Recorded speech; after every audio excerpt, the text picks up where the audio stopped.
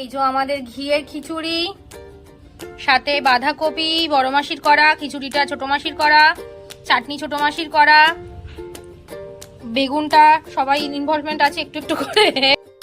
শীতকালে এরকম ছাদে কারা কারা আয়োজন করেছিলে খিচুড়ির বলো তো দেখি? মাংস তো অনেকের বাড়িতে হয়, কিন্তু ছাদে এরকম একটু হালকা হালকা শীতে খিচুড়ি কার না ভালো লাগে। যদিও এখন গরমকাল পড়ে গেছে, কিন্তু এই সমস্ত স্মৃতিচারণা করে মনটাকে ভালো করতে চলে এলাম আজকে আমি সুস্মিতা আমার ছোট্ট মিনি ব্লগ নিয়ে। আর সেদিনকে কী কী আয়োজন হয়েছিল সেগুলো তো তোমাদের সাথে প্রথমেই শেয়ার করে নিয়েছি।